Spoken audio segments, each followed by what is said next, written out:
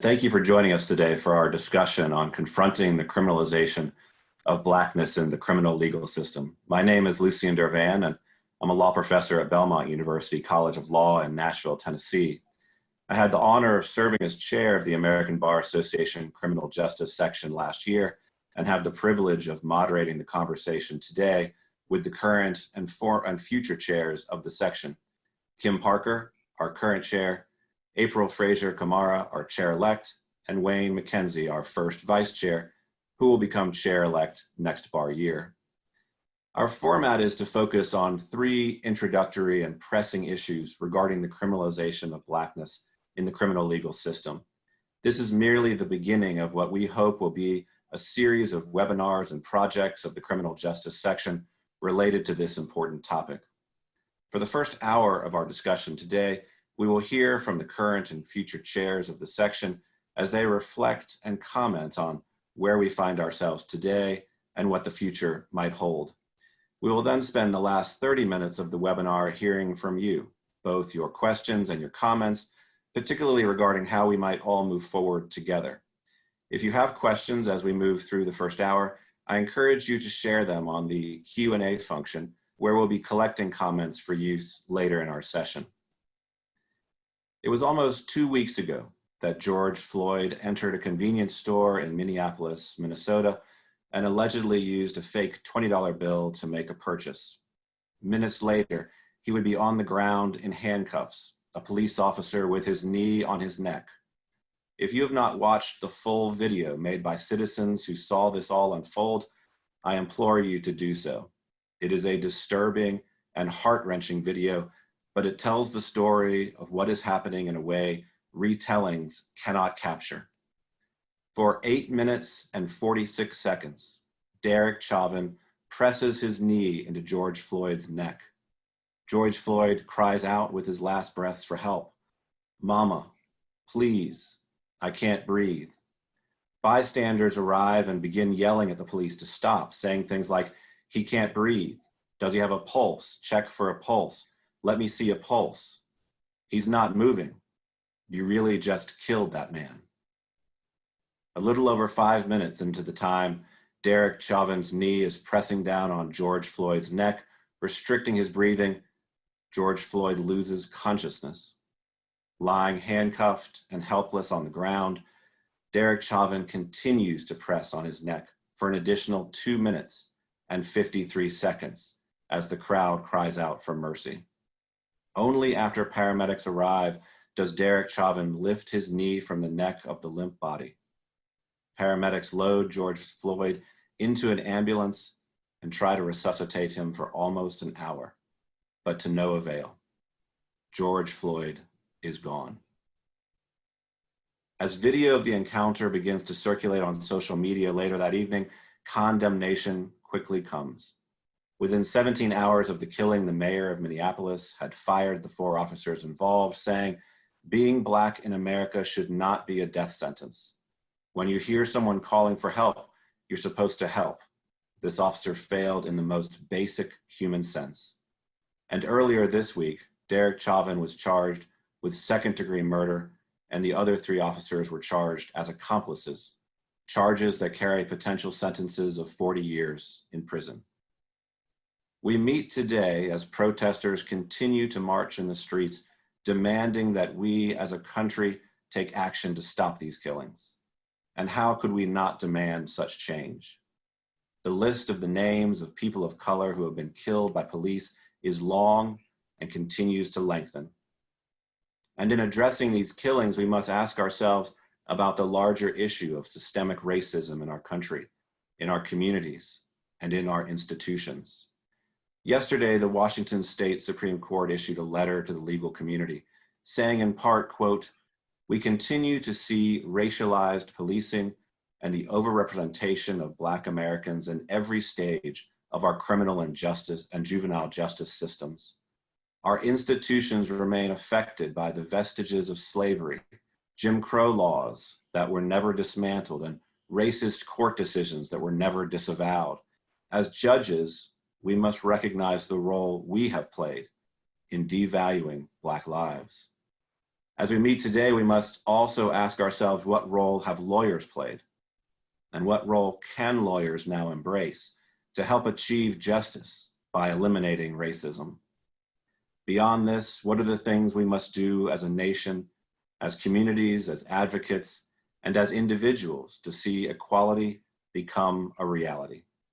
I look forward to hearing from our panel today as we begin to explore some of these issues and begin a conversation of what comes next. I'd like to ask our current chair, Kim Parker, to start us off by offering some of her thoughts and reflections on where we find ourselves today. Kim? Thank you, Lucian, and welcome to everyone who's taken time to join this webinar today. First, I think it's so important to acknowledge the profound grief that has brought us to this critical moment. As lawyers and leaders in our community, we are called to redress injustice. And the murder of George Floyd, preceded by Ahmaud Arbery and Breonna Taylor in recent months, and those many before, lays bare in front of us the persistent disparities in our justice systems, and also throughout our society and our institutions, structures, and culture. We must do better, and we must do more. We have to demand the humanity that each individual person deserves. We cannot stand by when justice is at stake. As lawyers, we must stand up. I'm a native rural Kansan, a lawyer for 38 years. My principal practice was as Chief Deputy District Attorney in the middle of the United States in Wichita, Kansas. I'm currently as chair of the Criminal Justice Section and a member of the council for nearly 10 years. And as a prosecutor, during those years, I've had the occasion to review hundreds of homicide investigations, hundreds and autopsies, and look at the aftermath of murder. But 2 weeks ago, it was the first occasion on which before my very eyes, I saw the dispassionate taking of life and breath of another human being.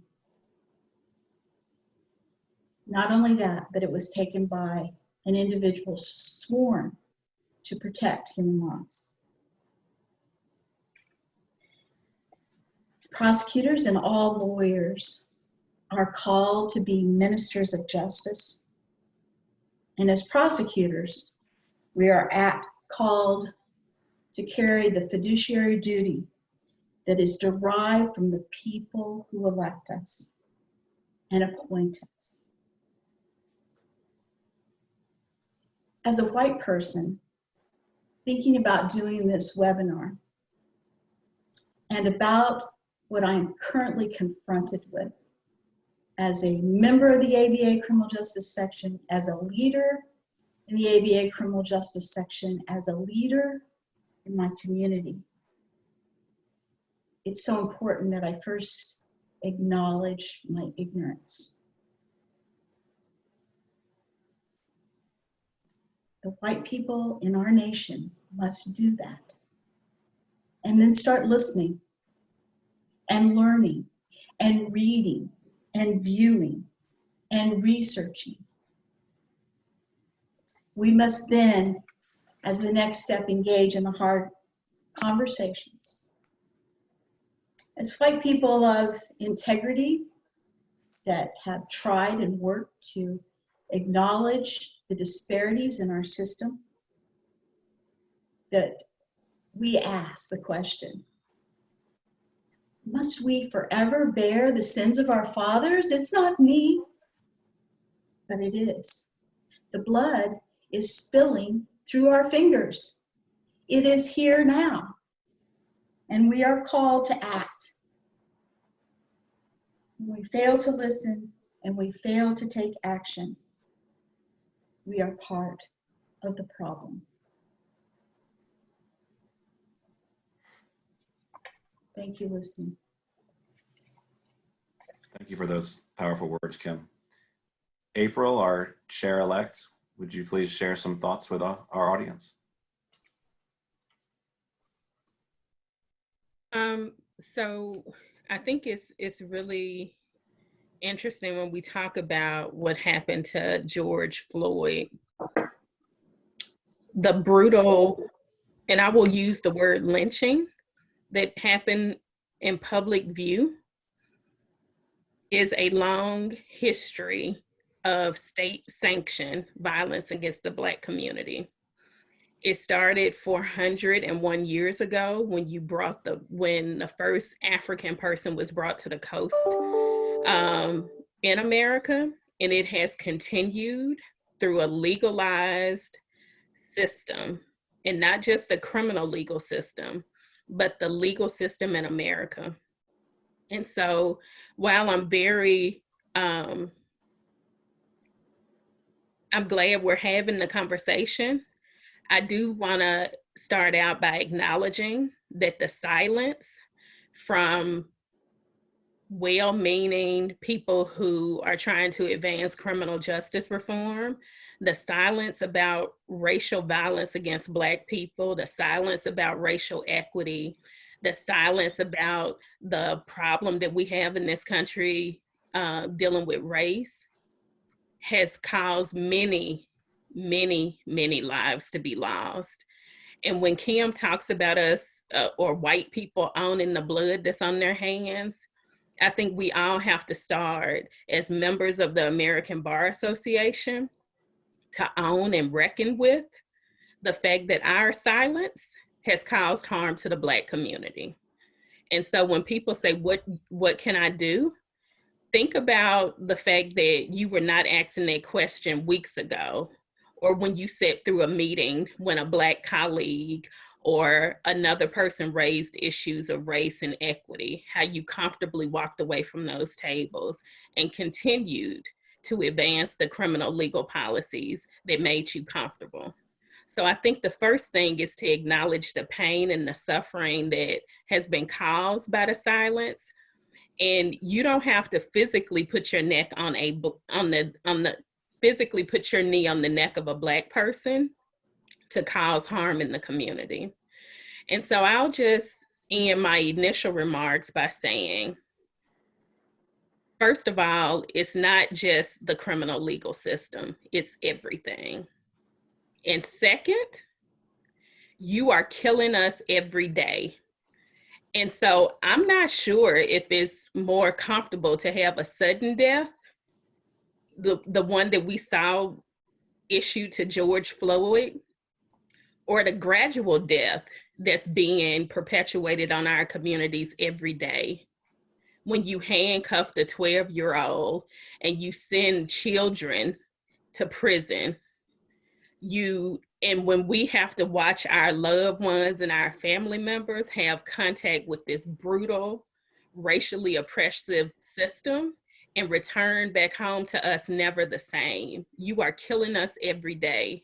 You are killing us when you devalue our home values in our neighborhood and you don't allow us to be a wealth to pass on to our future generations. You are killing us when you know that there are inequities in the public school system, and as opposed to dealing with the inequities, you choose to move you and your family to communities to advance the inequities as opposed to being a part of the solution. So it's everything, and you're killing us every day. Thank you, April. You captured, I think, both the history and how long this issue has existed for us, but also the breadth of the issue, how racism permeates and destroys so much of our society. So thank you for starting us off with those powerful words. Wayne, Thank you. first vice chair and will become chair-elect in the next bar year. Wayne? Yeah, and I will have huge shoes to fill when that does occur, starting with you, Lucian. Good afternoon, everyone. I actually wanted to start my remarks with a little bit about me and what I do. I started my legal career as an assistant district attorney in the Kings County District Attorney's Office in Brooklyn, New York. And I was what I'll say is an active prosecutor for 15 years, 10 of those 15 years being a deputy chief in a number of different high profile bureaus. And an interesting fact is that I was actually one of the junior prosecutors on the infamous Crown Heights case. I was part of the grand jury team that was investigating the accident that ended up taking the life of a young man, which then gave rise to the riots in Crown Heights and ended in the death of a rabbinical student. I then took a 6-year leave of absence from the DA's office, and I was the founding director of the Prosecution and Racial Justice program at the Vera Institute of Justice. And there I was working with prosecutors around this nation around the issues of racially biased prosecutorial decision-making and how could they use data to actually help identify racially disparate decision-making within their offices, and what are some of the strategies to sort of repair that. And I did that for 6 years before becoming general counsel for the New York City Department of Probation.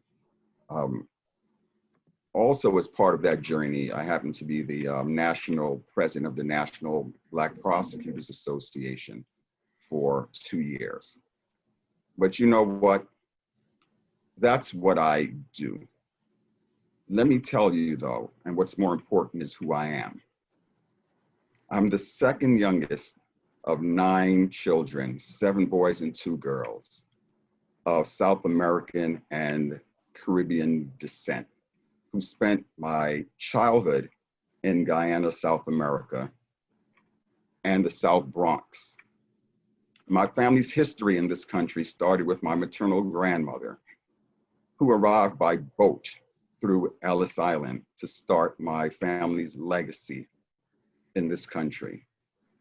I grew up in Crown Heights, Brooklyn, that on a very, I'll say an idyllic 3-block enclave, but it was also a neighborhood that was in within the 77th precinct in Brooklyn, the home of one of the most corrupt histories in the New York City Police Department. It was the home of the Buddy Boys, they were known as. So as a young man, I saw a group of cops who committed more crime and provided more terrorism in my neighborhood than some of the gangs who they were supposed to be protecting us against. I was educated in a public school system where, while I was always an excellent student, I had teachers who supported that. But I also had teachers who didn't give a damn about whether or not I learned, and more importantly, who showed absolute favoritism to some of my white classmates where I had grades superior to theirs. I attended a law school, a top-tier law school, where in a class of 425 students, there were only 7 African Americans. And even there, every single day, I was reminded that while I may have been equal in intellect to my classmates, that I was seen differently as a Black man. Nothing reminded me more of that when 12 days before I was to receive my law degree, I was attacked, thrown through a plate glass window, and arrested by a PG County police officer. And I was prosecuted when I refused to take a plea without signing a civil waiver. And so I understand very intimately, it's part of who I am, what it means to be a Black man in America. And what I mean by that specifically is I make sure that I am never defined by what I've accomplished or by what I do. But it's who I am that I feel obligated to define the things that I do and my work within this criminal justice system. Thanks, Lucian. Thank you, Wayne. Thank you for sharing your personal journey and your experiences. It's so important to hear those memories that you have that inform where you are now and your perspective on the system, and for us to know, as we talked about a moment ago with April, just how broad this crisis is and how it touches all of us in so many different ways. So I appreciate you sharing those very personal stories.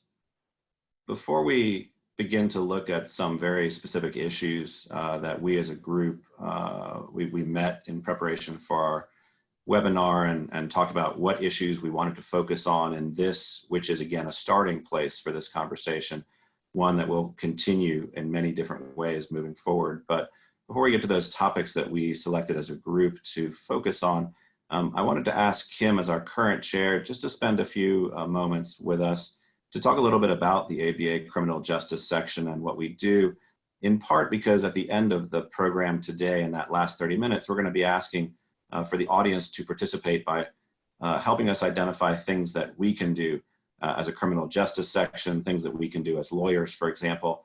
And I think it's probably helpful for people to know a little bit about us and the types of things that we have been engaged in and that we are doing, to give them a sense for where we might be able to have an even larger role, hopefully, in taking action here.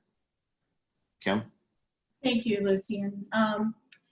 Those of you that may not know, this is the 100th year of the existence of the criminal justice section of the ABA. And I like to suggest to others that this marks a level of perseverance through those many years to try to bring about criminal justice reform. Because that is our mission, is to change the justice systems so that they bring justice to the people that we serve.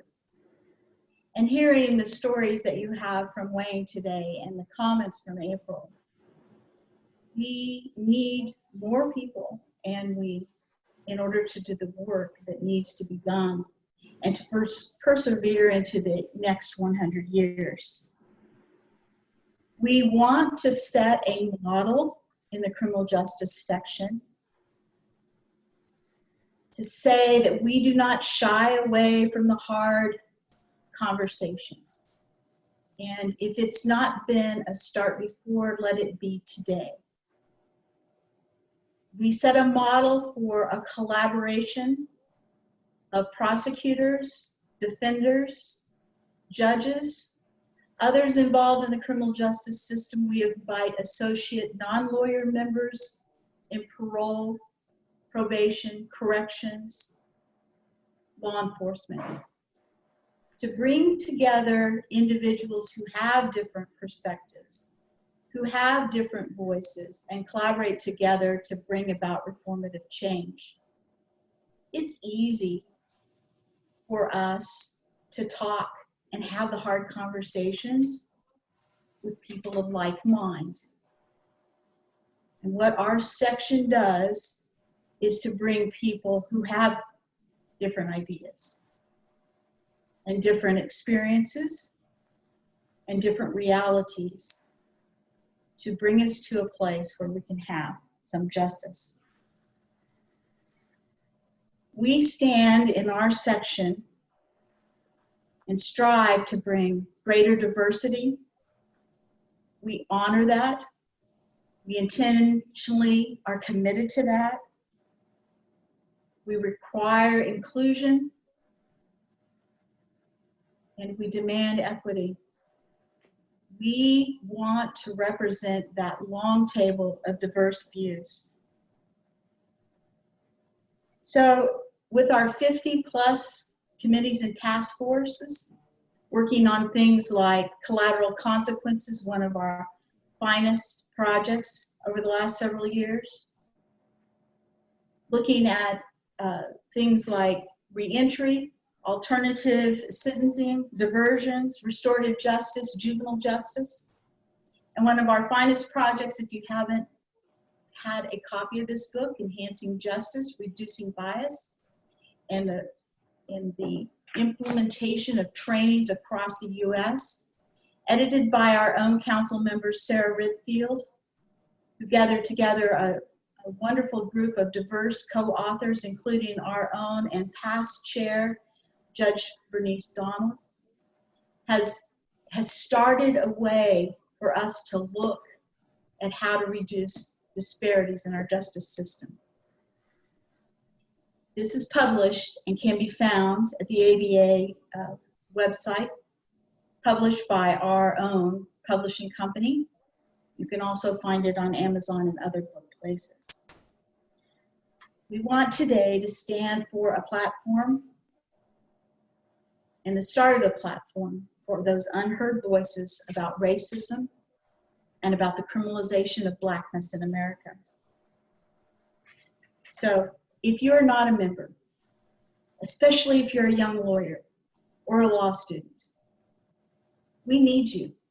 We want you at this table because you are the future of our section. You are that which will allow the continuation of work against inequality to continue. So please join us in the future and come to our table. Thank you, Kim. So as I mentioned a moment ago, as a group, we identified 3 topic areas that we wanted to spend some time on today before we get to our question and answer and comment session with the audience at the end. So the first topic that we're going to address is to talk about the history and legacy of racism in the criminal justice system. Racism and injustice in America have, as we all know, existed for centuries and continue to infect our communities, our institutions, and our lives. I think, therefore, that this is an appropriate place to begin our discussion about the criminalization of Blackness as we reflect on the long history of racism in the criminal justice system. I read an interview with Brian Stevenson, founder of the Equal Justice Initiative, that appeared in the New Yorker earlier this week. And in that piece, he focused on history and said, quote, "For me, you can't understand these present day issues without understanding the persistent refusal to view Black people as equals. It has changed, but that history of violence where we used terror and intimidation and lynching and then Jim Crow and then the police created this presumption of dangerousness and guilt." He went on to say, quote, "It doesn't matter how hard you try, how educated you are, where you go in this country. If you are Black or you are brown, you are going to have to navigate that presumption. And that makes encounters with the police just rife with the potential for these specific outcomes, which we have seen," end quote. With those words as our backdrop, I'll ask April Frazier Camara to offer some thoughts on the way history has influenced where we stand today. April? Thank you, Lucian. So for us to understand how a white police officer killed George Floyd by literally putting a knee on his neck for almost 9 minutes, you have to understand the history of the dehumanization of Blackness and also the criminalization of Blackness. So we can all understand, we understand that slavery is one of the key foundations of not only how the country started, but also how it was built. And the reason why I want to put focus on not only how it started, but also how it was built, because the dehumanization and the suffering of Black people has been monetized in this country. So when we talk about reforming a system, addressing our history, let's first start with slavery and the fact that it was the #1 economic engine to build America. And when slavery ended, it was actually turned into another name, which was referred to as the criminal legal system. Immediately after slavery, this concept of convict leasing was established, and oftentimes Ahmaud Arbery's case is a really great example of how 400 years later, we find ourselves in this same place where white militia takes on the role of police officers to play a role in actually enforcing the criminalization of Blackness, because convict leasing was used as a tool to randomly pick up recently people who were enslaved, who were now free. They would pick them up on trumped up charges, laws around loitering and flagrancy. All of those things were created to give a legal basis for this new convict leasing system that was really a new form of slavery. And they used the criminal legal system to legitimize the criminalization of those Black bodies, again, in order to profit America. So when we look at the criminalization of Blackness, we have to look at dehumanization, but we also have to look at how it is used as an economic engine in America, right? And that's even when we get to the era of Jim Crow, where it is legally sanctioned by the legal system for you to create racist and oppressive policies. And again, nothing was done for decades to eradicate this, and this was a legal system. And I continue to use the word legal system because the dehumanization of Blackness is legalized in America, and it's embedded into how laws are formed. And so when we hear the current president use words like law and order, we need to remember that those same code words were used post-slavery to also give white people to legitimize by using violence against Black people. And during the period of Jim Crow, we had a legalized racial caste system that kept America again afloat. Again, the suffering and the dehumanization of Black people was legalized. And once we were able to somewhat tear down some of those barriers during the 1960s, and we found ourselves in the 70s, and now we had on paper or on the books, we had equal rights. It was a new form of slavery that was imposed, which many people refer to as the war on drugs. It was a very intentional use of the criminal legal system to target brown and Black communities by the Nixon administration and by future administrations to actually bring them under this legalized caste system that many people refer to now as the new Jim Crow. And once you're able to subject someone to the legalized caste system of the criminal legal system, then you can legitimately discriminate against them for the rest of their lives. So an important point that I want to highlight about the death of George Floyd is that I want to go back to this allegation that he was using a forgery, like a counterfeit $20 bill, because we have to look at George Floyd's life and the fact that he had previous contact with the criminal legal system and moved from Houston to Minneapolis in order to find new opportunities to be able to take care of his children and his family. So the question should be, why did a man who grew up in this neighborhood have to move to a new city in order to be afforded opportunities? Because this new legalized caste system called the new Jim Crow permanently stamped George Floyd with a criminal record, and he was unable to get a job.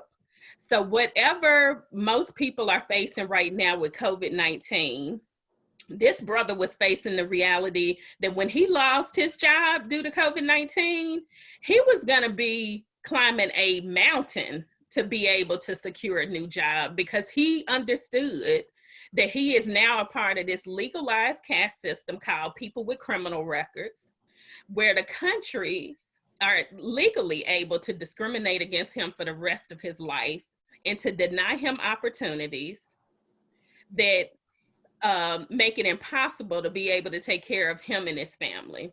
And that's what we have right now through the legalization of criminal contact with the system and all of the collateral consequences that flow from it. And I think it's important to note, and when I talk about dehumanization and the how we have monetized the suffering of Black people, this is where we find ourselves in this new system of mass incarceration. Because we have to be honest about the fact that mass incarceration is not going to be eliminated, because it's keeping a lot of people employed, including a lot of attorneys who work and are members of the American Bar Association, including a lot of people who literally, you are not only receiving paychecks, but you're also sending your kids to college, and you're thriving and you're benefiting from the existing system. So when we look at the history of the criminalization of Blackness, not only is it rooted in the dehumanization of Black bodies, but it is also rooted in monetizing the suffering of Black people and transferring those resources into other communities who benefit from the suffering of Blackness. Thank you, April, for sharing the history or beginning to discuss the history of these issues, and also for flagging the collateral consequences issue, such an important piece of the larger criminal justice puzzle. I had occasion to visit Angola prison when I was chair, and did some research and preparations for that trip, and was shocked to learn that Angola was the name of the plantation that resided on the same land prior to the Civil War. And after the Civil War, it changed from Angola Plantation to Angola Prison, where inmates were leased, as you described. Just a shocking history to realize the connections that exist there. Certainly something to continue to talk about. I think a very important piece of this. Wayne, Kim, would you like to offer some thoughts on this issue of the role of history and legacy? I can. I would say that I think that it's really important, especially coming from a prosecution background and having a lot of contact with law enforcement and others in our communities, that oftentimes we tend to equate the terms justice and law. And as I said earlier, we are, as prosecutors, are ministers of justice. And the law that we try to enforce is not just in all instances.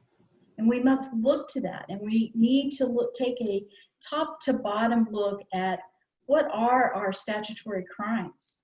Should they be crimes? Are they just? Looking at things like expungement and other sort of things that would touch on collateral consequences. What are our expungement laws? Do we allow people to move beyond the debt that they've already paid to society, or do they pay forever? And we need to look at that with the lens of injustice and inequality to people of color, especially people who are Black, because of the history that precedes this problem. Thank you. There's a saying, and I'll paraphrase it, that unless you know where you've been, you can't really define where you're going. And when we talk about the importance of knowing this history, as April laid it out, it's not just important for white people in America to be reminded of this history. We ourselves, as Black people in this era, also need to be reminded of that history, to truly appreciate why we are still experiencing these current conditions. And also, I am so sick and tired of hearing all the immigrants have come here and they've managed to, quote unquote, lift themselves up by their bootstraps and move on. And, you know, as Dr. King so eloquently put, yes, it's important and we want to lift ourselves up by the bootstraps. But because of this history that has just been laid out to you, you can't lift yourself up by the bootstraps if you have no boots. And so this history is vital.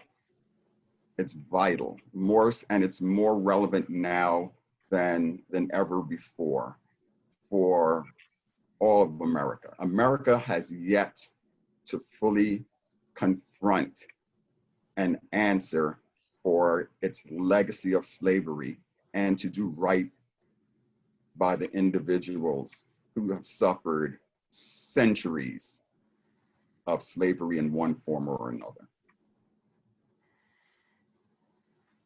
Thank you, Wayne.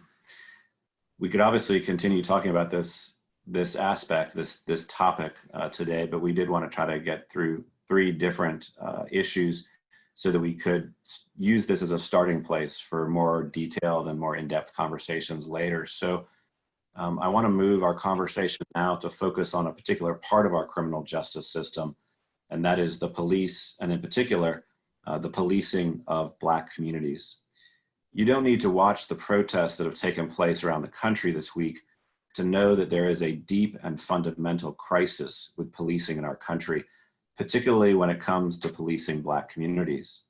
One need only consider the necessity of the talk to see how serious and pervasive the problem is and how much must be done to move forward. A piece I read from 2017 on this topic described the talk as follows, quote, "The talk is akin to a rite of passage for many African-American children, especially boys and young men. Essentially, they are taught how to behave in the presence of police, to mitigate potential harm. No sudden movements, don't question why you're being stopped, comply with all verbal commands, never raise your voice."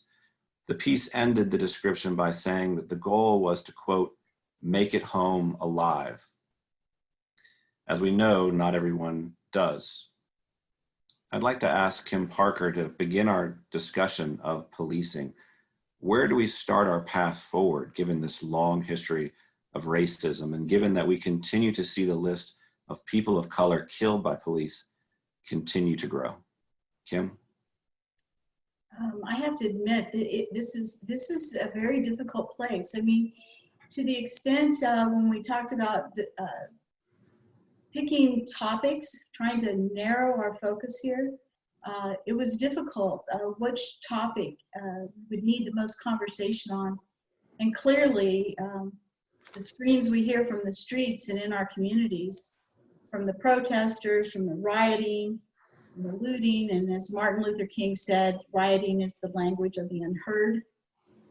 You know, we are confronted with that, and as we narrow our focus, because of our emotions about it, we have to talk about policing and the culture of policing and how we, not only in policing, but the culture that perpetuates it is that we see Blacks first as dangerous and then second as citizens. And it feeds into this continuation and perpetuation because we fail to listen. I was part of our history more recently is the 2015 First Century Policing report that was commissioned by former President Obama. And you can find everywhere, without reading the entire report, which individuals should do, you can find the 6 pillars.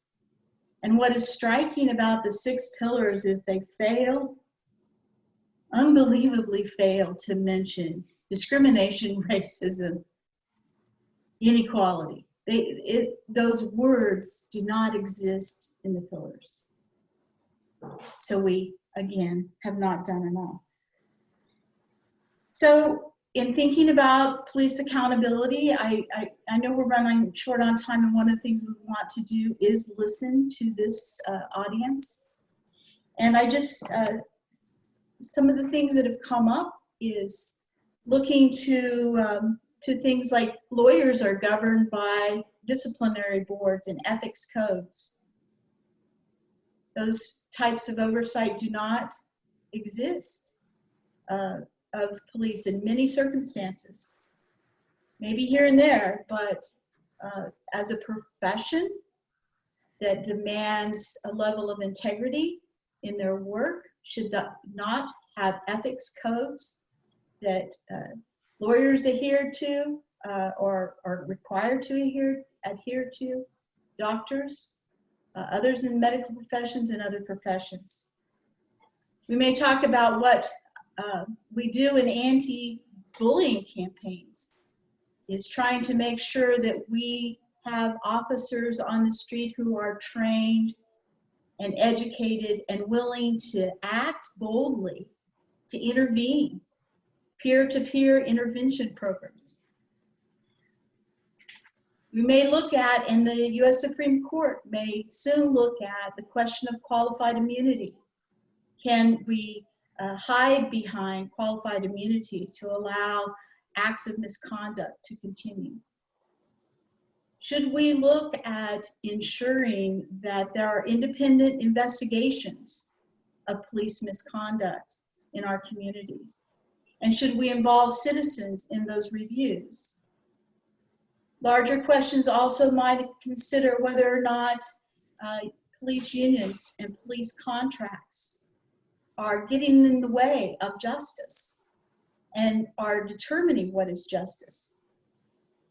We need to look perhaps at whether or not we should make sure that we are able to publicly know the misconduct of officers and the nature of it in terms of a public database or something that can be accessed by the next law enforcement agency that decides to hire someone who doesn't know of the history of brutality. So those are just some things this audience may want to start thinking about, as well as others that we hope to hear back from you. Thank you, Kim. Wayne, April, would you like to weigh in? Sure.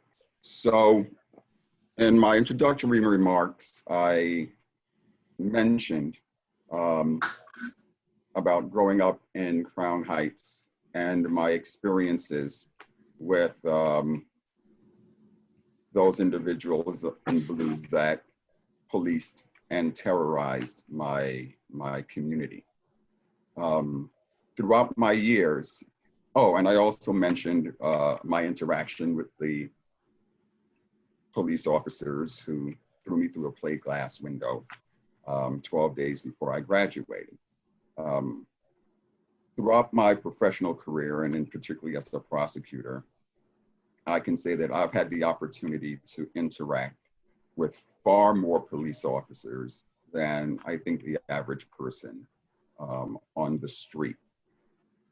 And what those experiences have taught me is I've met officers that are the textbook definition of everything that's wrong with policing.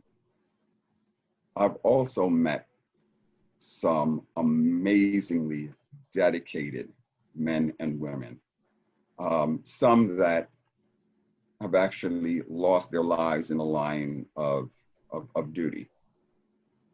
And I also have to mention that the one specific time where I'm absolutely 100% convinced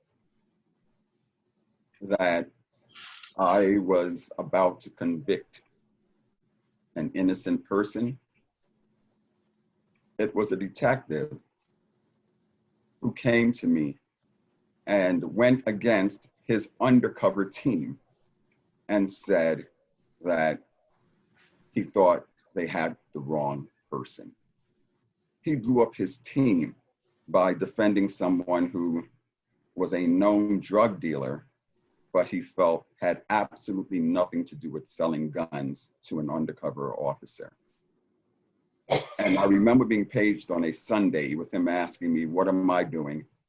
And to meet him in the office where he brought in the actual perpetrator who sat with me 5 feet across the table and told me everything that happened. And I am telling you today that there's no doubt in my mind, the person we had arrested was ready to take a plea because he was a predicate felon. And so I guess my point is the same way I talked about having teachers that supported me and teachers who just didn't care and teachers who were clearly racist acting against you. That's the same thing that goes on within police departments across this nation. It's the same thing that goes on in prosecutor offices across this nation. It's the same thing that goes on in the defense community across this nation. And it's particularly complicated and troubling when you're talking about policing in the Black community, because we have a situation right now where the individuals who are in most need of their protection are the individuals who are most afraid to engage with them. And when that system and that confidence breaks down, when that breaks down, we've got hell to pay. And that's what we're seeing today. April? So I do have a slightly different view, as you can imagine. While Wayne talked about the fact that we have well-intended officers and we also have those who don't give a damn, I think it's important to note the power that the police has. And when we do have those, some people may have a view that it's only a few. Some people may have a view that it's the overwhelming majority. But when we have people who have that amount of power, the power to terrorize, strike fear, and not just kill Black people, but as we can see from history, actually get away with killing Black people. Because if we look at our rate of conviction for officers who take Black lives, it's minimal, right? And so I think it's time for us to really look at some bold new ideas. I think the conversation that we are seeing in the street about defunding the police is one that we need to put on the table. It is a conversation that is necessary because as long as that amount of resources and power is put in the hands of the police without accountability, the amount of harm that can be done, to me, is unacceptable. And so some people may think it's a bold move or it's a radical idea, but I don't think it is. I think we need to have a serious conversation about funding of the police and the funding of the war weapons that's being used against the protesters right now in the streets against Americans. We as taxpayers, we pay for that. And the question is whether or not we're gonna pay to allow police and law enforcement to terrorize communities, Black communities, protesters. And it's a conversation I wanna put on the table. And while I think we can walk and chew gum at the same time. We can also talk about the reforms that Kim outlined around immunity. We can talk about how to improve the practices right now, but we also have to talk about funding and whether or not the defund police strategy will get us to where we are. Because this is where I am as a person who has been working in this system as a former public defender, criminal justice reform policy person for over 15 years, nothing has seemed to be working. And I'm tired of tinkering around the edges. And it's finally time for us to have a conversation about whether or not a system that is built on racism and oppression can be reformed, or whether or not it needs to be completely rebuilt. And I am of the opinion that it needs to completely be rebuilt. And those resources need to be returned to the communities that's most impacted by crime, to allow them to use problem solving solutions like restorative justice and community problem solving that is proven to be more effective than the harsh hand of law enforcement that is currently being used in Black communities. So I want to put it on the table: defund the police, transfer resources back into the Black community, allow them to problem solve for themselves, and to come up and evaluate whether or not things are working, because the system that we have right now has never worked for Black people. And so I think those bold new ideas need to be explored. Thank you, April. Certainly a conversation that needs to be continued, just to talk more about this issue of policing and what the response should be. The final topic that we wanted to talk briefly about before we move into our question and answer and comment session is to talk a little bit about what was just referred to, the protests. So again, this is just the beginning of a series of conversations about the criminalization of Blackness, a conversation and series that will continue in the coming weeks and months with additional webinars and obviously a lot of action and work by the criminal justice section. So now let's talk just a little bit about that last topic for today's introduction, and that is the rule of law and the right to protest. It's been uplifting to see the peaceful protests all over the country, and now the world, in fact, calling for change. We've seen streets full of thousands of protesters of all ages and races demanding action and chanting, "I can't breathe." And in many places, we've also seen the police protecting our right to protest, and in some cases, even joining with the protesters and calling for reforms. In Michigan, Sheriff Christopher Swanson walked with protesters and said, "We are walking with you because all you're asking for is a voice and dignity for all, no matter who you are." In my hometown of Nashville, the National Guard was mobilized to the Capitol and stood on the steps with their shields raised. After the peaceful protesters arrived at the Capitol, they called on the soldiers to put down their shields. And in a powerful image, they did just that, placing their shields on the ground behind them and shaking hands with the protesters. Afterwards, one of the leaders of the rally said, quote, "We want to thank our National Guard for making Tennessee proud, because our National Guard has shown us through their actions that they know we are not terrorists, but we are citizens of Tennessee." Unfortunately and disturbingly, we've also seen some take advantage of the situation and distract from the important message of the protests with violence and destruction. We have also seen shocking examples of police and soldiers using excessive and unjustified force with protesters, actions that only further erode the confidence of the American public. To finish our discussion today, I want to ask our panelists to provide us their thoughts on the important role of protests in a democratic society and what all of these conflicting images and emotions tell us about where we go from here. I'd like to ask Wayne McKenzie to offer us his thoughts first. Wayne? So Lucian, when I think about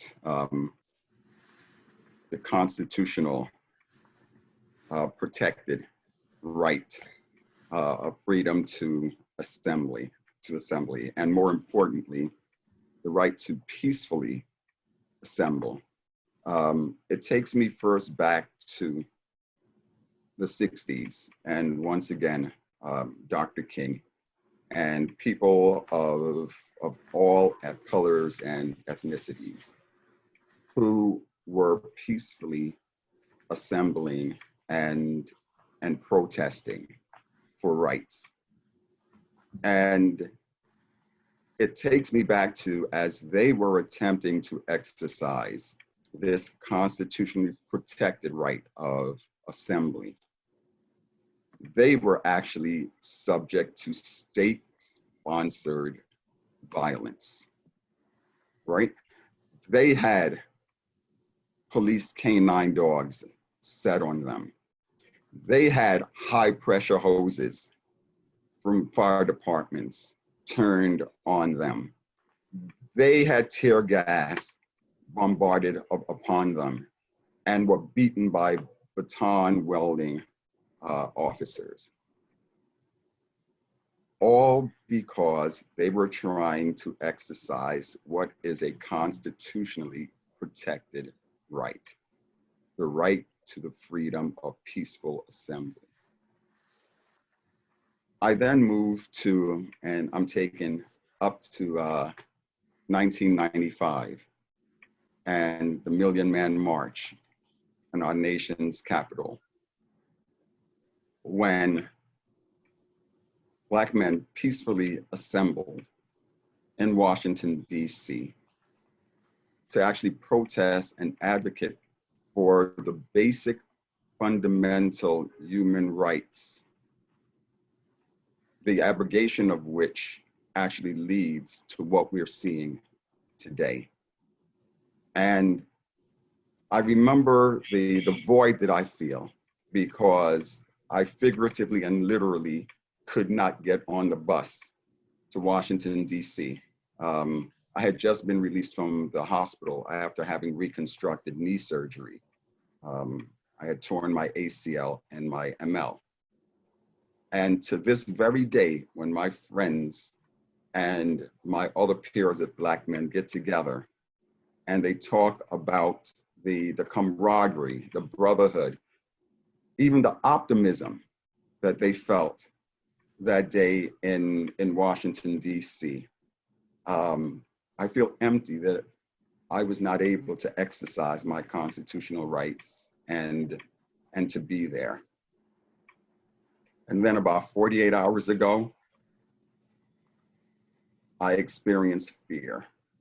And I experienced fear as a protective father, maybe an overly protective father, but literally fear when my baby girl FaceTimed me and I heard the chanting in the background, and she defiantly announced that her and her big sister were attending a protest in Brooklyn.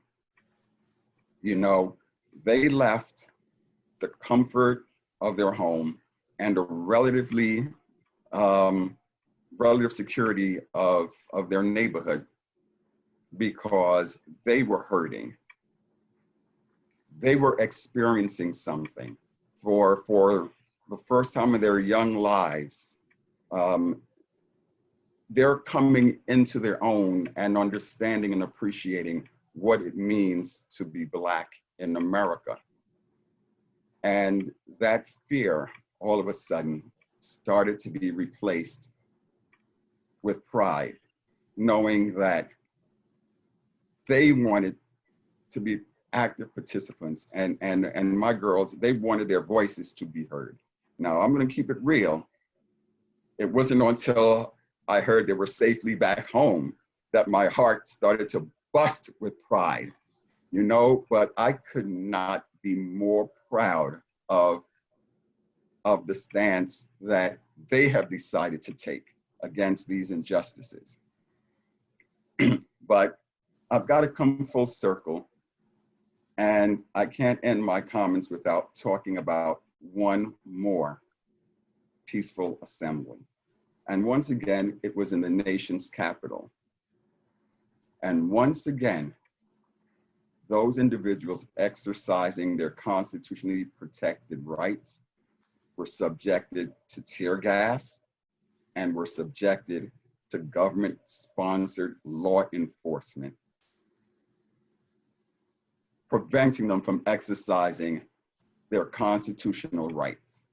And it was government-sponsored for the purpose of a photo op by the individual who should be one of the greatest defenders of the Constitution. And that was our president. And so when you think about what this right means, and when you think about how relevant it is, when you think about it in the terms of racism in this country, think about the state-sponsored terrorism that was met on peaceful protesters at the beginning of the civil rights movement, and think about the government-sponsored abrogation of those rights that is occurring today. And with that, I yield my time. Thank you, Wayne. April, Kim, would you like to weigh in on this issue? April? I think specifically as the American Bar Association, we should be very concerned about the erosion of the rule of law. We should be very concerned about the fact that the protesters who are protesting in support of Black lives are being met with war-style tactics. And this is intentional. This is a part of the history of this country. And we have a responsibility. Specifically, I'm looking out at the legal community who is watching this film, and you are sitting in your offices and in the comfort of your workspaces, that we have an obligation as attorneys to uphold the rule of law. And currently in this country, it is being eroded, it is being attacked, and people are talking about November 3rd. We cannot wait until November 3rd. The erosion of our rights are taking place right now. And I fear that the tactics that we saw on Monday in Washington, D.C. is only the start. And so rather than commenting on what happened, I would like to say it's a call of action. In the silence by the legal community, we will be judged in history based on how we respond to this.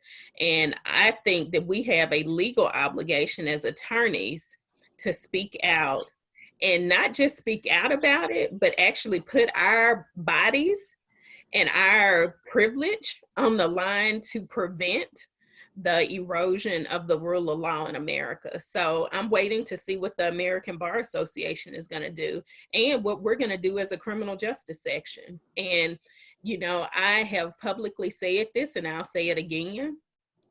I am working with the American Bar Association, but if we don't activate to prevent the abuses that continue to face the legal system and the Black community, I will not be a part of an association that's silent and that is standing by and watching as not only our rights, but people's lives are being taken away. So my call to the American Bar Association, to the legal community, to people with privilege, is that the issue about the rule of law and the right to protest, and whether or not it's a real right or whether or not it's just a promise that's printed on the Constitution, is up to us. The laws in this country mean nothing if they're not enforced, and we have a responsibility as the legal community. So Lucian, I want to add to what April said and Wayne said in terms of the importance of voting, and not only to think about, you know, our eyes as a nation are always on the presidency, the election of the presidency, and that indeed is so critical. But while our eyes over here, the mice play in our own communities to make sure that the rule of law is respected in the people that we elect to townships, to school boards, to district attorneys' offices, to mayors, to county city commissions, to the state legislature, and to the governor's offices, to make sure that those individuals who are elected honor the rule of law and the humanity that we demand in justice. And so to the extent that, and those elections take place all the time, not just in November. So we have to be ever vigilant as we move from vengeance to vigilance. And I am confident with the leadership of April to follow and Wayne to follow that the ABA criminal justice section will step up to the table. Thank you, Kim. And thank you to all our panelists for what I think it was a very interesting conversation that really just gets us started. There is so much more to say, and we're sorry that we had to pick just 3 to sort of focus our attention on today. But as I mentioned, there'll be many more discussions coming and a lot of action from the criminal justice section and hopefully from the nation as a whole. For the time that we have remaining, and I know we've run a little bit long, but we still have a good amount of time left in our session today, about 17 minutes or so. We would like to hear from the audience with your questions and comments. Again, if you have a question or a comment, if you would please submit it through the Q&A function. In addition to those questions, we really do want to hear from you about where we should be going next. As I mentioned, we will be holding webinars on this topic on a regular basis going forward. If you have ideas for other topics that we should be covering, we would love to hear those. We as a section and as communities and lawyers and individuals, we also need to be working and taking action, as April said, to end the systemic racism that permeates our institutions and communities. What thoughts do you have on how we should move forward in that regard? We want to hear from you and hear your thoughts as well. I've been keeping an eye on the Q&A section, and there's a lot in there already, so I apologize in advance. I know that there's no way we're going to get to all the comments and all the questions, but we're going to try to get to as many as we can in these next few minutes. So let me start off by asking the panelists. I've seen several questions in the Q&A about prosecutors in particular. And what role prosecutors play in trying to address the issues that we've talked about today. So let me throw that out to the group for whoever would like to respond. What do you think about this issue? How do prosecutors address this issue given how much discretion and power they have in our system?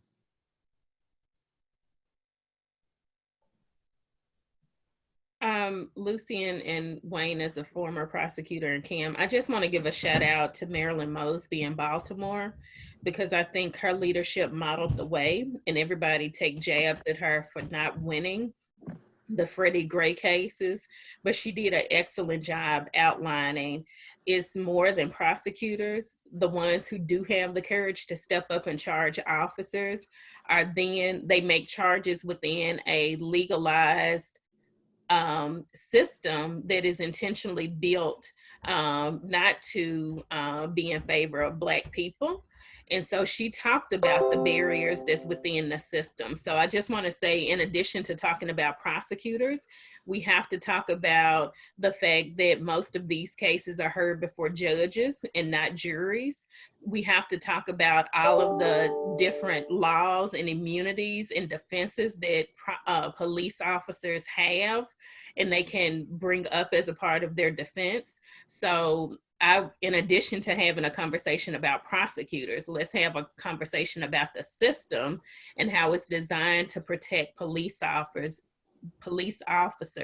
even when they do egregious harm, like was done against George Floyd. And I'm still waiting to see, and someone should be dissecting the Minnesota state laws right now to look for all of the loopholes that are intentionally built in to benefit law enforcement and to discourage the prosecution of them. And I think that's a separate topic.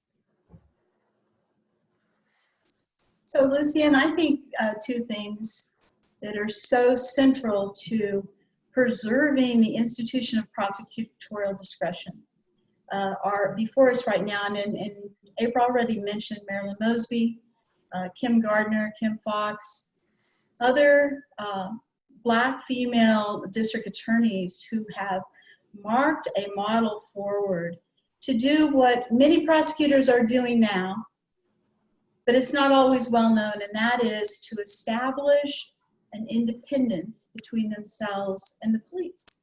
And so that they are seen, that they are not in cahoots with the police. They are not a friend, they are not a foe. They are ministers of justice, and they stand in an independent place to exercise appropriate prosecutorial discretion.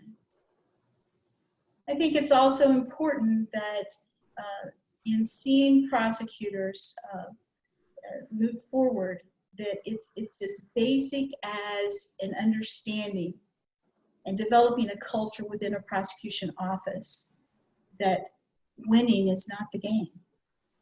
The game is justice. And so often, you know, that might be the case as we strive to win a particular case because we think that we are right about it and we want that particular track record, but that's not the game. And so just emphasizing and making sure that that's the culture that's developed within a prosecutor's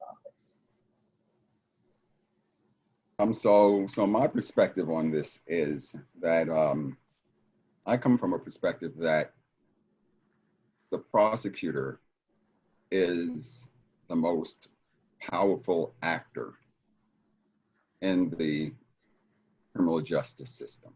I appreciate that police officers are on the front lines, but the prosecutors are the ones with the most amount of discretion with the least amount of oversight.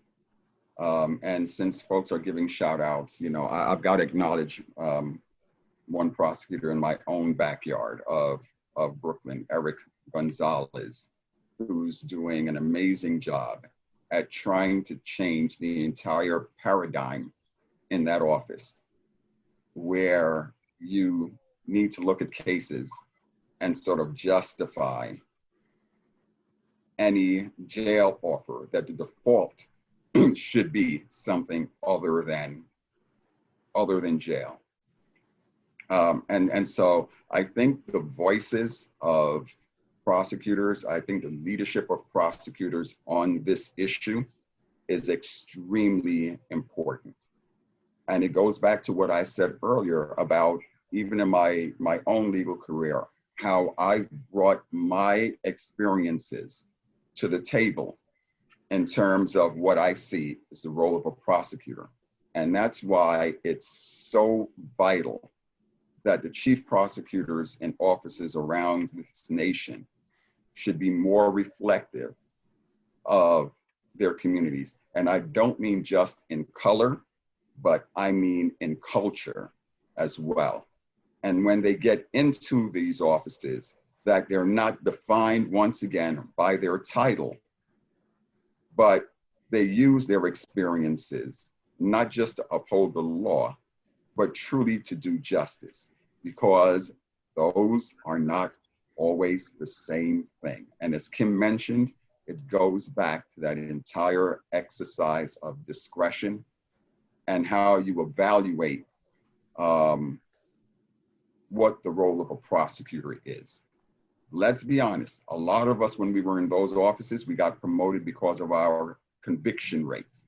Nothing could be a more ineffective evaluation and judgment of a prosecutor than that metric, because that's not doing justice.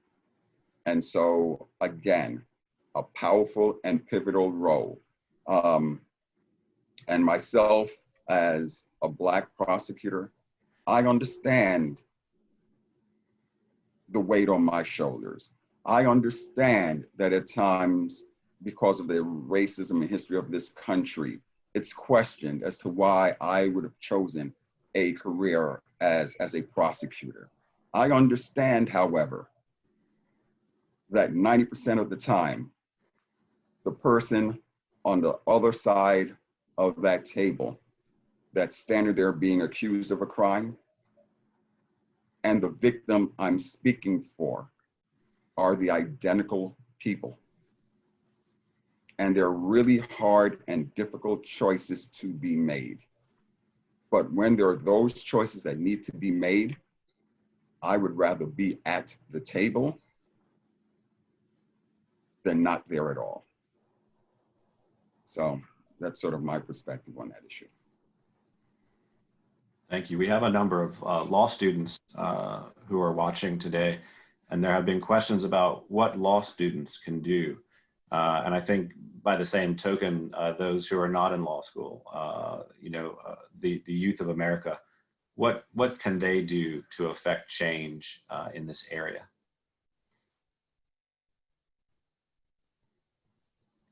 Anybody want to take that one first? Well, I think it sort of started with where this topic started, and with April, right? Where first, they've got to be educated about the history of this country and how we got here, first and foremost. And then understand that they have such power in their voices. They have such power in terms of holding those of us in power accountable, whether it's understanding the importance of voting, whether it's understanding the questions to ask. You cannot be afraid to confront and question those that are supposed to be leading you and working on your behalf. What I would tell them is remember that those of us in these positions, we're put there to actually work for them, hold us accountable for doing that. There's so much I can say on this, but I can see April's body language, so I want to give her an opportunity to weigh in. I'll just briefly say that as law students, I agree with Wayne, understanding the true history in this country, which will require them to really examine many of the falsehoods that have been taught in public schools and primary education across the country, really truly understanding the true history of this country. But also, I will raise the issue that when you talk about reform or when you talk about dismantling systems of oppression, it actually requires law students to go against what's being taught in law schools around upholding precedent and deferring to the majority. And a lot of the principles and I really just want to get them to understand the power of the movement, of the civil rights movement. Those Black people who were actually living in segregated communities actually had the audacity to dream that they could actually overthrow, and overrule the legalized caste system that had been upheld in the country for the last 300 years. So my message to law students is that defy your legal training. Everything that is taught in the system that you're trained to work within is not always just, and you have to be willing to examine it. And also be willing to challenge it. And that requires us to do things differently. So movement lawyering is a concept for law students to take a look at. If you want to read about an amazing change agent, Charles Hamilton Houston, and his thought process of how to use the legal system to dismantle racism, is another reading and a historical figure that you can learn from. Thank you, April. Kim, did you have anything to add? I appreciate the freshness that a law student can bring for looking at these issues, and becoming involved, like we've already discussed, is so key. Do not be intimidated to put yourself at the table and question and listen. So we're getting close to the end, and I apologize. There are so many questions coming in. Let me make clear that we are going to collect all the questions and all the comments that we receive, and they will not be lost. We're going to go back and take a very close look at them as we consider what our path forward will be. Again, I apologize. We won't be able to respond here live to all of them.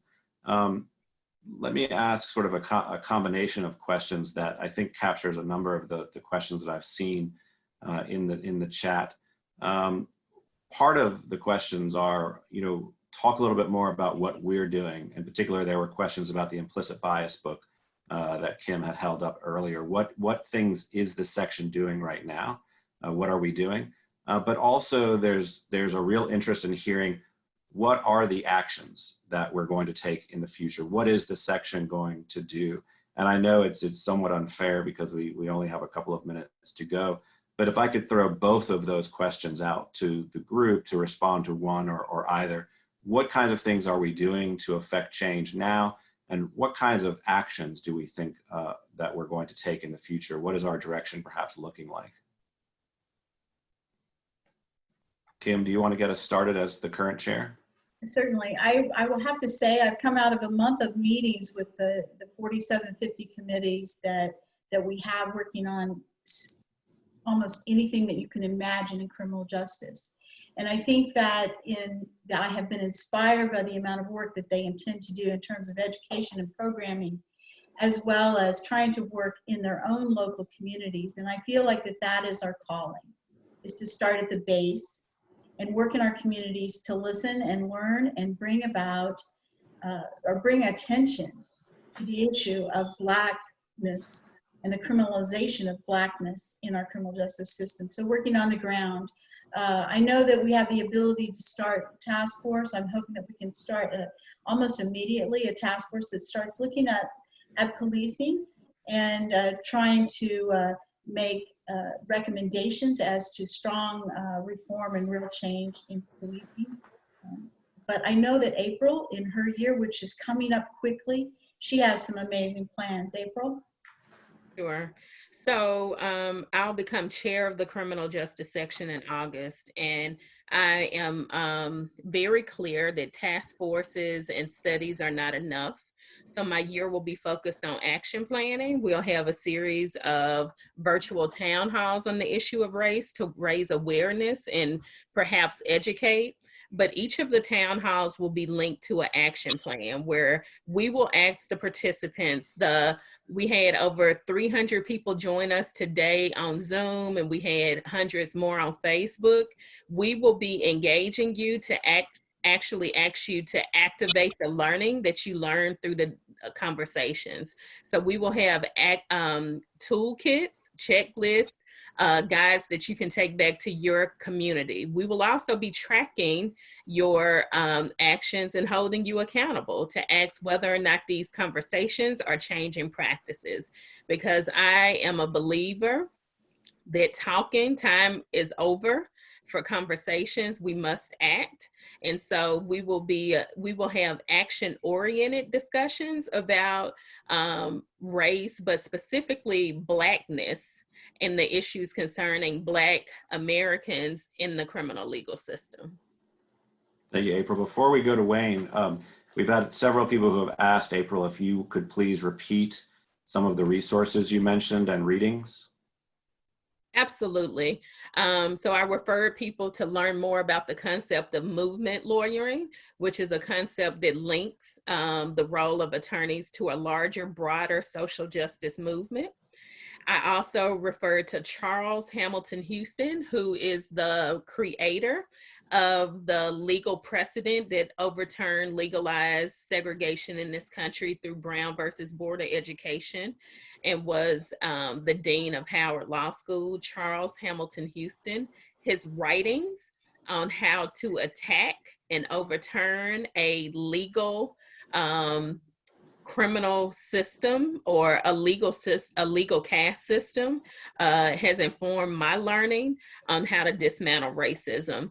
And finally, I would say the concept of social engineering, how attorneys can use their legal degrees as a tool to give voice to unheard and oppressed communities. So those are the resources, and I'll also enter them into the chat menu for everyone. Thank you. Wayne, did you want to add anything to our earlier discussion about action items? Sure.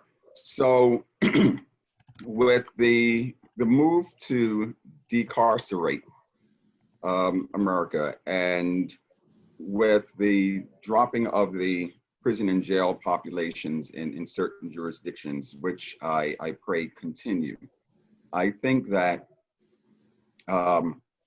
the next big thing is going to be reforming community corrections and community supervision, and specifically talking about the probation and parole system, and understanding that that is going to be the next big thing. I want to dedicate my year to really tackling those reform issues. Excellent, thank you. So we're just about out of time. I wanted to just give each panelist just a brief moment, because we were actually over time already, but a brief moment to offer any final words or thoughts to our audience. Kim, do you want to get us started? Sure. I want to leave with all of you a sense of hope. And I first started thinking about that when I saw the protesters, getting down on their knees in front of a militarized line, and I saw courage. And then when I later saw things about the police putting down their shields and joining in the protest and offering compassion and showing humanity and dignity, I saw hope. And then when I saw masses of white citizens joining the protest in their cities, I saw a level of unity. And as I saw prosecutors standing independently from law enforcement, I see that they are playing out their role of ministers of justice. And when I see state Supreme Court justices issuing letters like they did in Washington, I see leadership in the legal community. And when I see lawyers like those that have come here and that will continue this work, then I see real change. April, Wayne? So I guess I'm really struggling with the concept of hope, but the one thing that is giving me solace during this time is the fact that we must act. So my closing remarks is around a call to action. The same system that we have talked about for the last hour and a half about the history of slavery and racism and the criminalization of Blackness is still actually executing people through the death penalty right now. So my call to action to each of you today that's watching this is a name, Purvis Payne in the state of Tennessee, who is from my hometown, who is scheduled to be executed in December of 2020 by this legalized racist criminal legal system. I'm giving you a call to action for you to look up his name, and I will post information on my Facebook page about how you can act. Because the thing that's most disturbing to me, while all of our consciousness was rocked over the last weeks by seeing the brutal killing of George Floyd, we are still allowing this system to brutally take the lives of individual people, despite the fact that we know that it's rooted in racism. So in addition to a call to action regarding the abolishment of the death penalty, but I'm very clear that no more lives should be taken by this system now that we're in this new awakened day of injustice. The fact that we have shined a new light on the injustices of the criminal legal system. So I leave you with a call to action. His name is Purvis Payne. Contact the governor in the state of Tennessee to stop his execution in December 2020 of this year. And I'll continue to say his name in every single convening that I have the opportunity, because as I told you at the beginning of this program, they are killing us every day. And I don't want people to think that this is an isolated incident. Right. So for me, it's going back to it. There's a saying that you can't make an omelet without breaking a few eggs. And so even as we think about dismantling certain systems of oppression. Even as we talk about breaking those eggs, I want to put out a call of action to not just the egg breakers, but the omelet makers, to envision what comes out of this, to reimagine what a fair and just and equitable system should look like. And I'm not just talking about the criminal justice system. I'm talking about the healthcare system. I'm talking about the education system. I'm talking about the economic engines that drive this nation.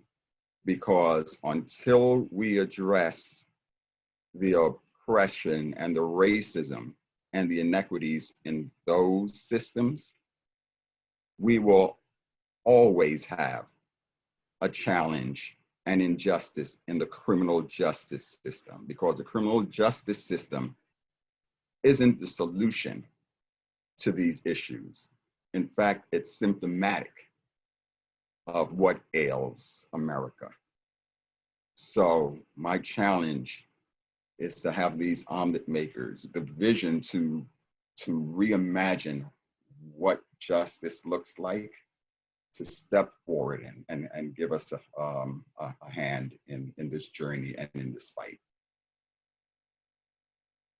Well, thank you, Kim, to April, to Wayne, for being with us today, for what I think was a very interesting conversation, a conversation that really just starts us. And thank you also to the audience for joining us in the American Bar Association Criminal Justice section.